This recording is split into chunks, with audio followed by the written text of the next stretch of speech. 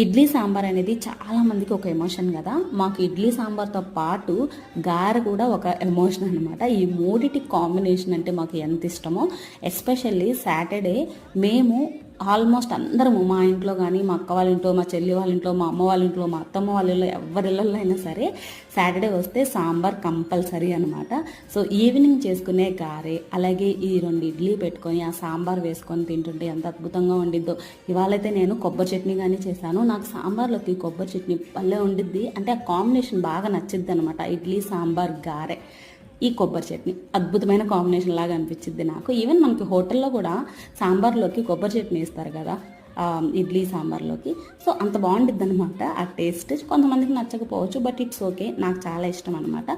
So Sunday కూడా మేము ఎక్కువగా ఈ దోశ సర్వాలు చేసుకొని బోర్ కొట్టేసినప్పుడు ఇడ్లీ సాంబార్ చేసుకుంటాం అనమాట. సో ఈ వీడియో నచ్చితే లైక్ చేయండి, మన ఛానల్కి సబ్స్క్రైబ్ చేసుకోండి.